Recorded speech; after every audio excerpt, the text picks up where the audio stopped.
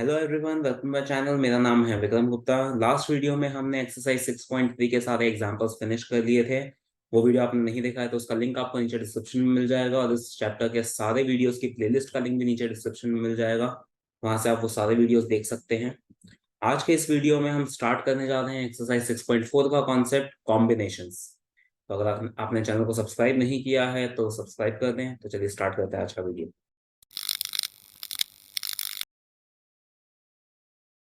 तो हम परमुटेशन का कॉन्सेप्ट ऑलरेडी सीख चुके हैं। परमुटेशन का मतलब होता है अरेंजमेंट। जब भी हमें कुछ ऑब्जेक्ट्स को अरेंज करना हो तो कितने वेज में अरेंज हो सकता है, ये हम परमुटेशन के थ्रू फाइंड करते हैं। कॉम्बिनेशन का मतलब होता है सिलेक्शन। Combination mean selection. मतलब अगर हमें कुछ ऑब्जेक्ट्स को सिर्फ सिलेक्ट करना है, अरेंजमेंट नहीं करना है, ऑर्डर मैटर नहीं करता, अगर कुछ चीजों का सिर्फ सिलेक्शन मैटर करता है तो उसे हम कॉम्बिनेशन कहते हैं। तो यहाँ पर हमें चीजों को अरेंज नहीं करना होगा, सिर्फ सिलेक्ट करना होगा। जैसे फॉर एग्जाम्पल अगर मैं ऐसा कहता हूं कि 15 प्लेयर्स हैं हमारे पास, जिसमें से हमें 11 प्लेयर्स की एक टीम बनानी है, क्रिकेट टीम बनानी है 11 प्लेयर्स की।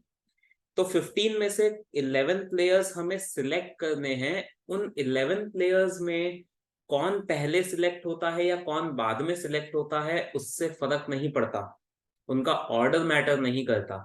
सिर्फ कौन से 11 लोग सिलेक्ट किए जाते हैं, कौन खेलेगा 11 लोगों में, वो हमें डिसाइड करना है।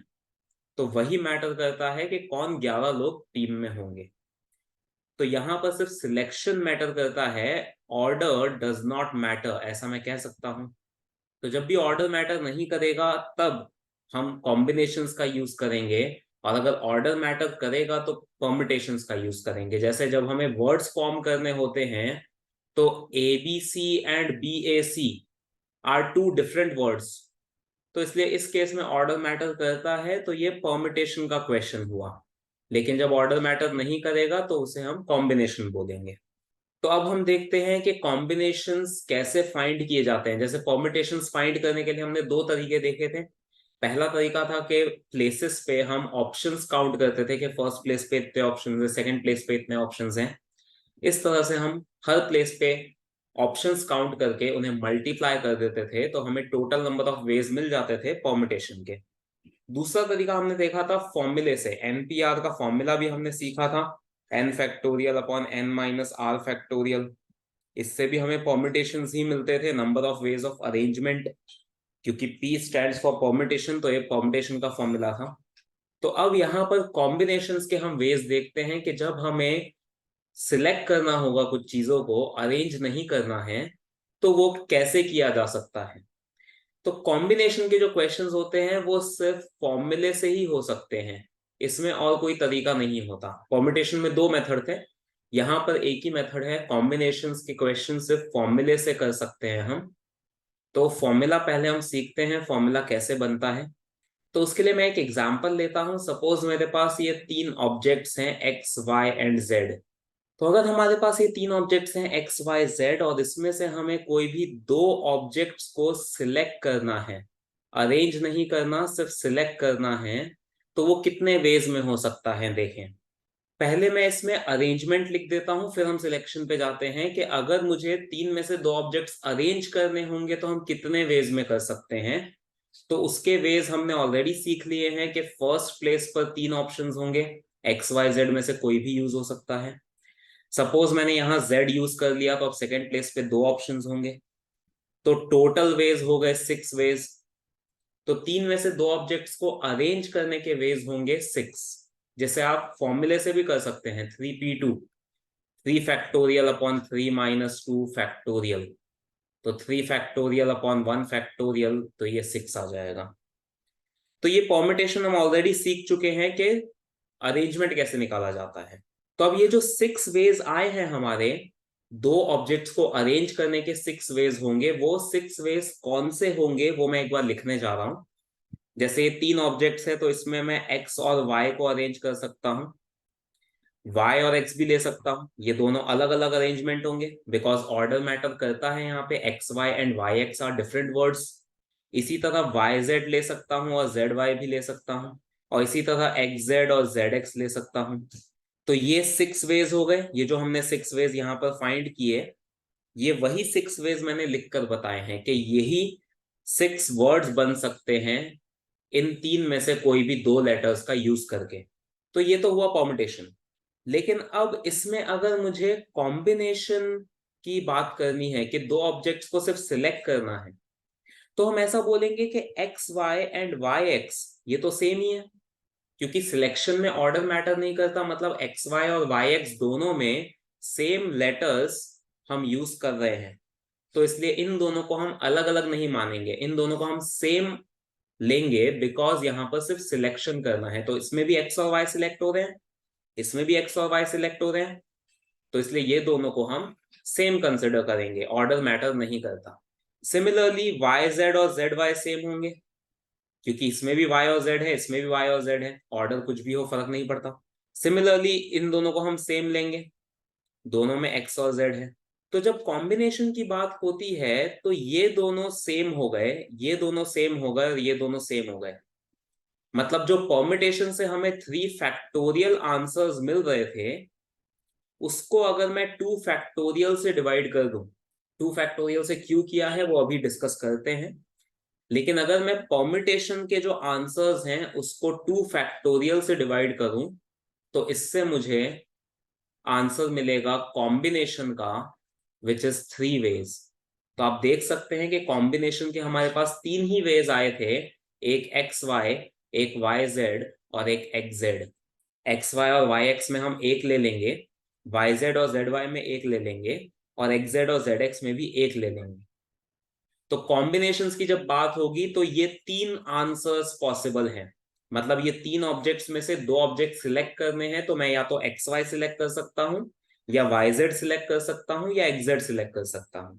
और कोई तरीका पॉसिबल नहीं है, और वही हमें यहां से भी मिल रहा है। तो अब ये मैंने 2 फैक्टोरियल से क्यों डिवाइड किया?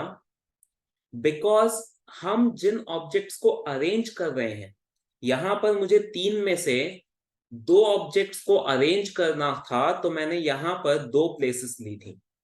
तो मैं ऐसा कह सकता हूं कि इस क्वेश्चन में, परम्यूटेशन वाले केस में, n was 3 and r was 2। ये n होता है और ये r होता है, तो n की वैल्यू 3 और r की वैल्यू 2 ली थी मैंने, बिकॉज 3 ऑब्जेक्ट्स थे और 2 प्लेसेस थी। तो एक तरह से मैं ऐसा कह सकता हूं कि जो परम्यूटेशन का हमारा आंसर आया था, उसको मैंने r फैक्टोरियल से डिवाइड कर दिया। जो भी हमारा परम्यूटेशन के वेज आए थे, उसको मैंने r फैक्टोरियल से डिवाइड कर दिया। 2 फैक्टोरियल मतलब r फैक्टोरियल है इस क्वेश्चन में। तो मुझे कॉम्बिनेशन के वेज मिल गए, दीज आर कॉम्बिनेशन के वेज। तो कहने का मतलब ये है कि जब परम्यूटेशन के नंबर ऑफ वेज को r फैक्टोरियल से डिवाइड कर दिया जाता है, तो उससे हमें कॉम्बिनेशन के आंसर्स मिल जाते हैं, मतलब सिलेक्शन के वेज मिल जाते हैं, विच इज NCR।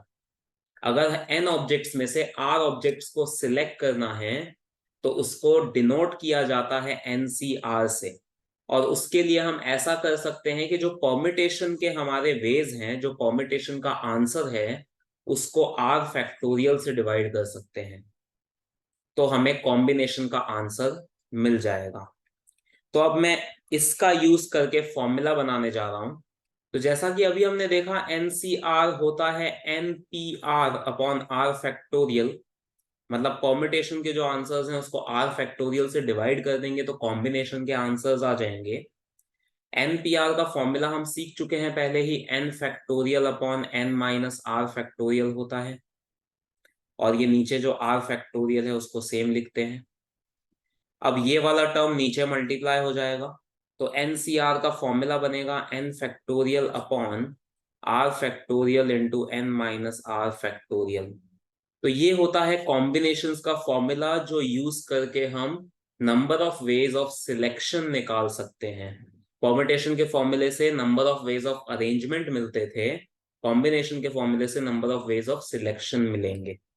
तो इतना ही फर्क है फॉर्मूले में कि कॉम्बिनेशन में नीचे R फैक्टोरियल भी आ जाता है, जो परम्यूटेशन में नहीं होता था। तो इसलिए एक फॉर्मूला याद है तो दूसरा याद करने में ज्यादा डिफिकल्टी नहीं आएगी, सिर्फ आपको R फैक्टोरियल नीचे मल्टीप्लाई करना है। तो अब जैसे मैंने स्टार्टिंग में जो क्वेश्चन लिया था कि 15 में से मुझे 11 प्लेयर्स की टीम बनानी है, क्रिकेट टीम, तो कितने वेज में मैं 11 प्लेयर्स सिलेक्ट कर सकता हूं? तो यहां पर n हो जाएगा 15 और r हो जाएगा 11।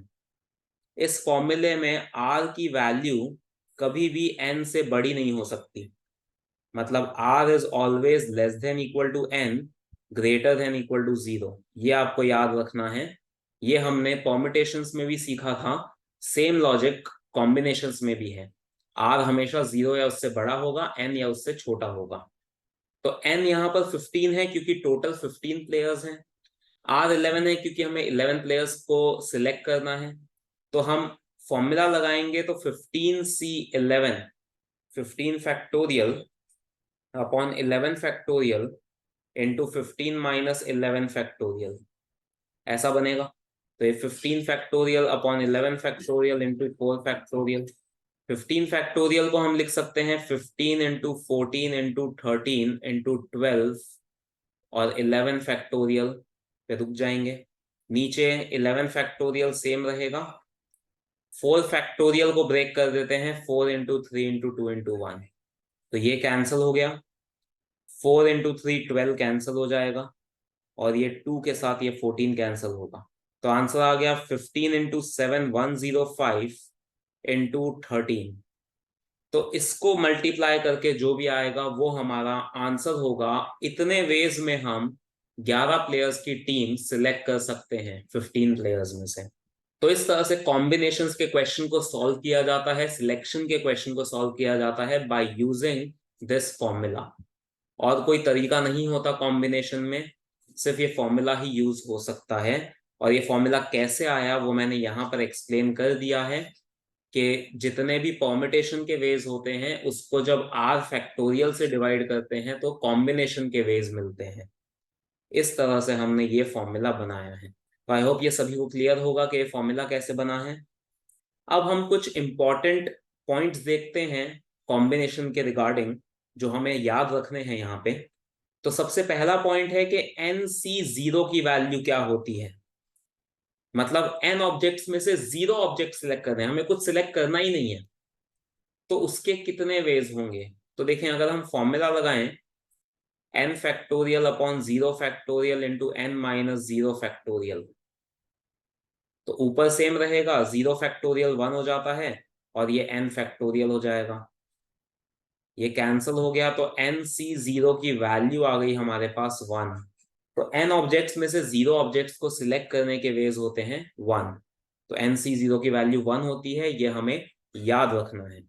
इसी तरह NCN की वैल्यू, मतलब n ऑब्जेक्ट्स में से n ऑब्जेक्ट्स को सिलेक्ट करने हैं, सारे ऑब्जेक्ट सिलेक्ट करने हैं। यहां पर मैंने कहा था कोई सिलेक्ट करना ही नहीं, अब मैं कह रहा हूं सारे ऑब्जेक्ट सिलेक्ट करने हैं, तो उसके कितने वेज होंगे।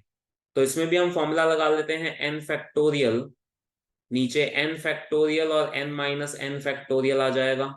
r की वैल्यू भी n है यहाँ पे, ये तो कैंसिल हो गया। ऊपर 1 और नीचे ये 0 फैक्टोरियल बनेगा, 0 फैक्टोरियल की वैल्यू 1 होती है, तो इसलिए NCN की वैल्यू भी 1 आएगी। थर्ड पॉइंट NC1, NC1 भी हम याद रखेंगे क्योंकि उसका भी बहुत यूज होता है क्वेश्चंस में। जो ज्यादा यूज होते हैं वो हम अभी देख रहे हैं, NC0 NCN NC1 ये सब बहुत ज्यादा यूज होते हैं। तो इसमें भी हम फॉर्मूला लगाते हैं n factorial upon 1 factorial into n minus 1 factorial. 1 factorial तो 1 होता है, n माइनस 1 फैक्टोरियल को सेम लिखते हैं। अब n फैक्टोरियल और n माइनस 1 फैक्टोरियल में बड़ी वैल्यू होती है n फैक्टोरियल, तो हम उसको लिखेंगे n into n minus 1 factorial. ऐसे ब्रेक कर सकते हैं n फैक्टोरियल को, ये हम ऑलरेडी सीख चुके हैं फैक्टोरियल्स वाले वीडियो में। वो वीडियो आपने नहीं देखा है तो उसका लिंक आपको ऊपर आई बटन में मिल जाएगा। नीचे n माइनस 1 फैक्टोरियल, तो आंसर आ गया n। तो NC1 की वैल्यू n होती है।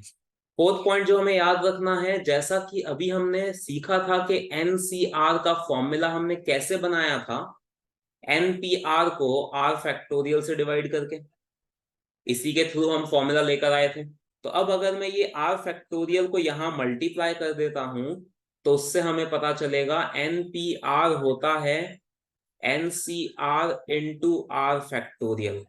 ये इधर मल्टीप्लाई हो गया। तो ये भी हमें याद रखना है कि एनसीआर में आर फैक्टोरियल मल्टीप्लाई करके भी हमें एनपीआर मिल सकता है। फिफ्थ पॉइंट जो याद रखना है वो ये है कि अगर एनसीआर इक्वल्स टू एनसीके है, इसका मतलब ये है कि अगर कॉम्बिनेशंस की दो वैल्यूज सेम आ रही है, दोनों में एन सेम है, आर डिफरेंट है, समथिंग लाइक दिस 10C4 और 10C6, दोनों में एन की वैल्यू सेम है, तो ये वाली जो चीज होती है, ये जो आर की वैल्यू होती है, या तो ये दोनों सेम होंगे आर और के की वैल्यू, मतलब अगर 10C4 और 10C4 हैं दोनों, तो ये दोनों इक्वल हो सकते हैं, 10C4 और 10C4 की वैल्यू सेम आएगी। या फिर ऐसा भी हो सकता है कि n equals to are plus K होगा। ये दो कंक्लूजन्स निकाल सकते हैं अगर हमारे पास ये दोनों चीजें सेम दी हैं, एनसीआर और एनसी के इक्वल है, इसका मतलब या तो आर इक्वल टू के होगा या N equal to are plus K होगा। जैसे अगर मैं इसका एक क्वेश्चन करके बताता हूं, हमें क्वेश्चन में बोला है, एक क्वेश्चन दिया है 10CR इक्वल टू 10C7, आर की वैल्यू हमें निकालनी है। तो हम ऐसा बोलेंगे कि इस कॉन्सेप्ट के अकॉर्डिंग इन दोनों में एन सेम है, मतलब हम ये फॉर्मूला लगा सकते हैं, ये वाला कॉन्सेप्ट लगा सकते हैं, ये तभी यूज होगा जब एन सेम होगा दोनों में। तो दोनों में एन सेम है, इसका मतलब ये दोनों एक्सप्रेशंस तभी इक्वल होंगे जब या तो r की वैल्यूज भी इक्वल हो, मतलब या तो r इक्वल टू 7 होना चाहिए, या फिर n equals to r plus K होना चाहिए। n क्या है 10, r प्लस 7 लिख सकता हूं यहाँ पे, ये r है और ये 7 है, तो यहां से r की वैल्यू आ जाएगी 3। तो 10CR और 10C7 तभी इक्वल हो सकते हैं, इनकी वैल्यूज तभी इक्वल आ सकती है जब या तो R7 होगा या फिर R3 होगा, इसका ये मतलब है। तो इस टाइप के क्वेश्चन हमें इस तरह से करने होते हैं, जब भी दो वैल्यूज हमें इक्वल दे रखी हो कॉम्बिनेशंस के फॉर्म में और दोनों में n सेम होगा, तो हम या तो r और k को इक्वल कर सकते हैं या फिर n equal to are plus के लगा सकते हैं। ये दोनों आंसर्स ही करेक्ट होंगे। और एक फॉर्मूला और हम देखेंगे जो बहुत इंपॉर्टेंट है, जो क्वेश्चंस में यूज आता है। फॉर्मूला ऐसा है कि NCR प्लस NCR माइनस 1 होता है n प्लस 1CR। अब ये फॉर्मूला याद कैसे रखना है पहले वो देखें। अगर ये दो वैल्यूज हैं, कॉम्बिनेशन के फॉर्म में दो एक्सप्रेशंस हैं जिसमें n सेम है और r में 1 का डिफरेंस है, 1 का ही डिफरेंस होना चाहिए, एक r और दूसरा r माइनस 1, मतलब एक 10 है तो दूसरा 9, तो इन दोनों एक्सप्रेशंस में n सेम होना चाहिए और r में 1 का डिफरेंस होना चाहिए। तो इन दोनों का जो सम आएगा वो इसके इक्वल होगा n प्लस 1CR।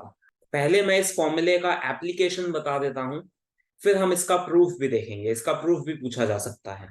तो इसका एप्लीकेशन कुछ ऐसा होगा कि अगर हमें सपोज पूछ लिया फाइंड 12C7 प्लस 12C6, इस पूरे एक्सप्रेशन की वैल्यू हमें पूछी है, तो आप देख सकते हैं कि दोनों में n सेम है और r में 1 का डिफरेंस है, एक 7 और एक 6, और बीच में प्लस का साइन है, तो ये पूरा एक्सप्रेशन इससे मैच हो रहा है।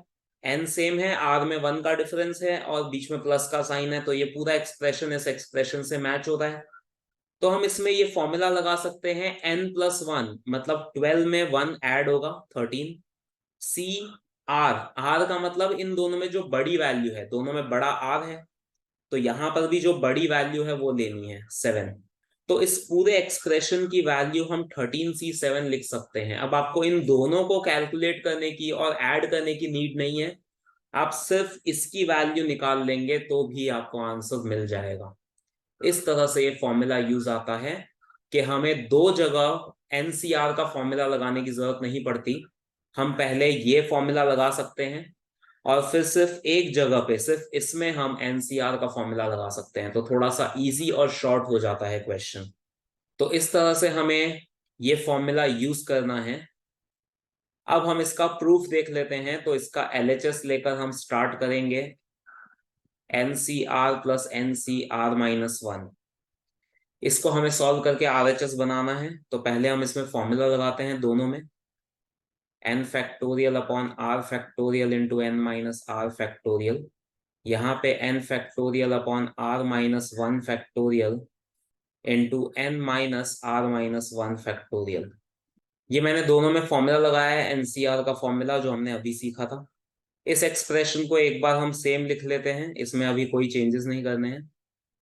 यहाँ पर n फैक्टोरियल सेम रहेगा, r माइनस 1 फैक्टोरियल भी सेम रहेगा, और ये माइनस है बाहर तो ये ब्रैकेट ओपन करते हैं ये वाला, तो n minus r plus 1 factorial हो जाएगा ये।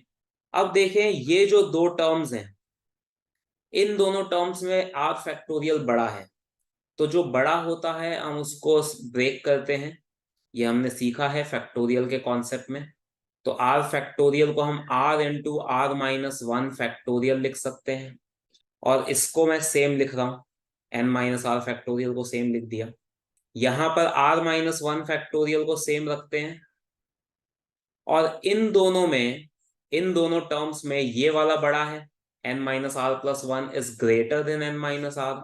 आप देख सकते हैं यहाँ प्लस 1 एक्स्ट्रा है, तो इसलिए इन दोनों में से हम ये वाला टर्म ब्रेक करेंगे, n माइनस आर प्लस 1 को ब्रेक करेंगे।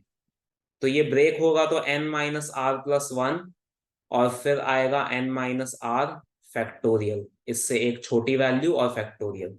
तो अब ये करने का रीजन ये है कि हम इन दोनों टर्म्स में से कॉमन निकाल सकते हैं। न्यूमरेटर में से n फैक्टोरियल कॉमन आएगा, डिनोमिनेटर में ये कॉमन आएगा r माइनस 1 फैक्टोरियल, और n माइनस आर फैक्टोरियल भी कॉमन आएगा। ये तीन टर्म्स कॉमन आ गए तो यहां सिर्फ r बचेगा, मतलब 1 बाय r, और यहां पर ये टर्म बचेगा 1 by n minus r plus 1। अब इस ब्रैकेट में हम एलसीएम ले लेते हैं, तो बाहर तो सेम रहेगा सब कुछ, इसमें एलसीएम लेंगे तो ये n माइनस आर प्लस 1 इधर आएगा, ये r इधर मल्टीप्लाई होगा, और नीचे r into n minus r plus 1। बस एलसीएम लिया है हमने, r कैंसिल, तो n factorial into n plus 1 बचेगा यहाँ पे न्यूमरेटर में। डिनोमिनेटर में चार टर्म्स हैं, उन चारों को हम सेम लिख लेते हैं। तो अब न्यूमरेटर में देखें n plus 1 into n factorial which is n plus 1 factorial. Denominator में r into r minus 1 factorial, r factorial होता है, और n minus r plus 1 into n minus are factorial, n minus r plus 1 factorial होता है। Already हम यहाँ पर सीख चुके हैं ये चीज, इसको हमने ऐसे ब्रेक किया था, तो अब मैंने इसकी जगह पर वापस ये लिख दिया। r फैक्टोरियल को हमने ऐसे ब्रेक किया था, तो इसकी जगह वापस से ये लिख दिया, वही तो किया है। तो अब आप देखेंगे तो ये जो एक्सप्रेशन आया है इसको मैं n प्लस 1 CR लिख सकता हूं, क्योंकि जब इसमें फॉर्मूला लगाते हैं तो यही एक्सप्रेशन बनता है। इसको आप ओपन करके देख सकते हैं तो यही आएगा, फॉर्मूले से ओपन करेंगे तो, इसलिए हम इस पूरे एक्सप्रेशन की जगह पर ये लिख सकते हैं। तो ये बन गया n plus 1 CR which is equal to RHS। तो इस तरह से ये फॉर्मूला प्रूव होता है।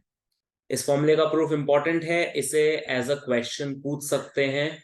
प्रूविंग के जो क्वेश्चंस पूछे जाते हैं उसमें ये क्वेश्चन पूछा जा सकता है, इसलिए ये आपको याद करना है। तो आज के वीडियो में इतना ही। आज हमने कॉम्बिनेशंस का कॉन्सेप्ट खत्म कर लिया है, उसके फॉर्मूले सीख लिए हैं, और जो भी इंपॉर्टेंट फॉर्मूलेस थे वो भी देख लिए हैं। नेक्स्ट वीडियो में हम 6.4 एक्सरसाइज से पहले के एग्जाम्पल्स करेंगे, मतलब कॉम्बिनेशन के एग्जाम्पल्स। अगर ये वीडियो आपको पसंद आए तो इसे लाइक और शेयर करें और चैनल को सब्सक्राइब करें। Thank you.